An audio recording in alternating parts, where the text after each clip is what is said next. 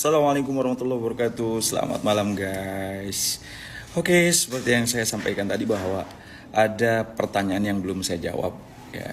Jadi di feed ini saya akan jawab. Mudah-mudahan ini bisa menjadi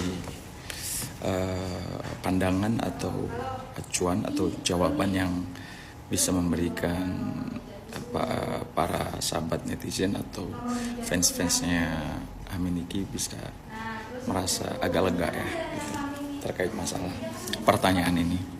Bang DJ, apakah gugatan perdata bisa pengaruh terhadap proses pidana yang dijalankan saat ini oleh Nikita Mirzani yang notabene statusnya sekarang sudah P21 dan sudah tahap 2 ya kan, tinggal jaksa penuntut umum melakukan pemanggilan untuk proses di persidangan, yaitu agendanya dakwaan. So kewenangannya sekarang sudah bukan kewenangan polisi lagi, tapi kewenangan kejaksaan guys. Terus bagaimana dengan gugatan wan prestasi? Oke. Memang gugatan wan prestasi itu kan perdata, dengan proses pidana atas laporan RG itu kan memang berbeda. Hanya ya ini jikalau memang putusan yang ini kan lagi paralel, dua-duanya sedang berjalan.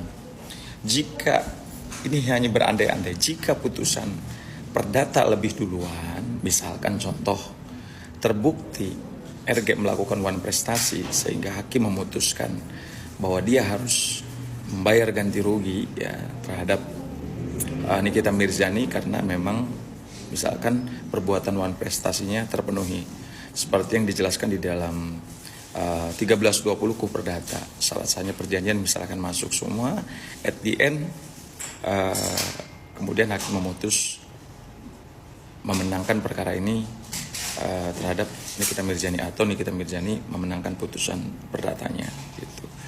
Kalau memang ini lebih duluan, maka putusan ini bisa nanti dijadikan alat bukti tambahan ya di dalam proses persidangan pidana setelah dakwaan kemudian dijawab oleh pihak Nikita Mirzani atau mungkin sekalian eksepsi akan dibantah dakwaan-dakwaannya ya kan.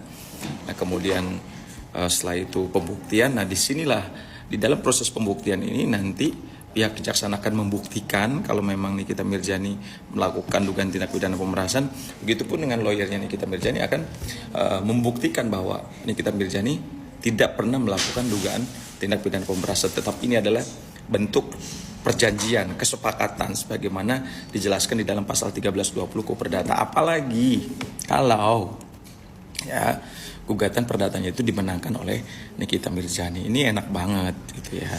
Ini enak banget. Tetapi jikalau memang justru perdatanya lama ya kan, malah pidananya lebih dulu, yaitu nanti tinggal bagaimana strategi dari Bang Fahmi untuk membuktikan dengan alat bukti yang saat ini menurut beliau sangat yakin bahwa majelis hakim akan mempertimbangkan alat bukti ini yang menunjukkan bahwa memang Nikita Mirzani tidak terbukti melakukan tindak pidana pemerasan, karena ini adalah buktinya kuat sekali gitu. Ada dari RG yang memang ya sepakat meminta Nikita Mirzani, meminta tolong bahkan ya gitu, meminta tolong kepada Nikita Mirzani supaya produknya dia ini benar-benar gimana caranya dibantu supaya dikenal oleh masyarakat luas gitu guys.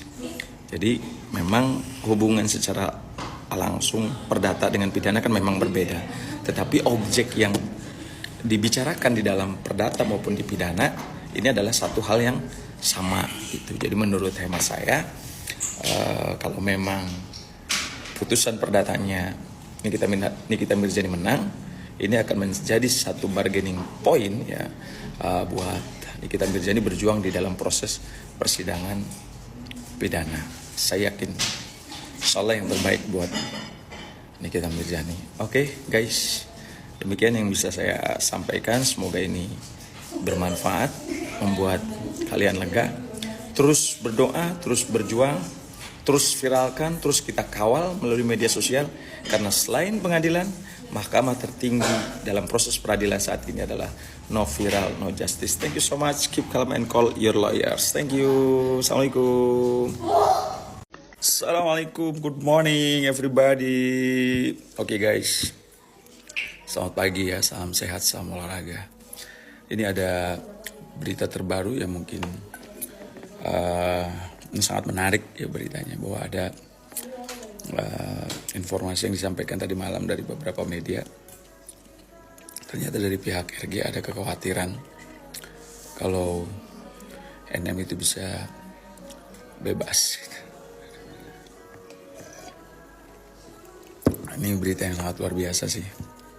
Makanya kita terus kawal, kita terus viralkan, supaya betul-betul proses penegakan hukum yang berkaitan dengan hak hukumnya Amin Niki ini bisa didapat dengan penuh rasa keadilan.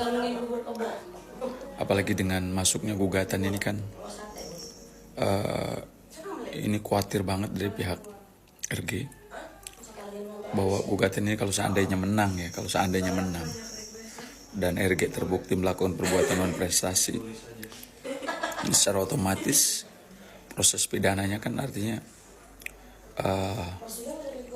harus dipertimbangkan. Kenapa? Karena memang di perbuatan non prestasinya terbukti kalau seandainya putusan perdata ini lebih dulu daripada putusan pidana gitu. Ini akan menjadi strong point ya buat Bang Fahmi selaku kuasa hukumnya Amin Niki ketika memperjuangkan membela di proses persidangan nanti gitu. Yang pasti ini sesuatu yang bagus berita ini, dengan pihak RG, pihak sebelah mencoba melakukan intervensi terhadap kejaksaan, mulai meminta salinan dakwaan. Lucu ya, padahal persidangan aja belum dimulai mereka udah ketar-ketir minta isi dakwaan dari jaksa penuntut umum. Why gitu kan? Artinya mereka khawatir pihak kejaksaan ini berpihak terhadap Nikita Mirzani. Padahal kita tahu bahwa proses penegakan hukum ini ya, ini kan sudah menjadi atensi publik gitu. Jadi nggak mungkin kalau sudah seperti ini pihak kejaksaan pasti akan bekerja secara objektif. Ini menarik. Dengan mencoba mereka melakukan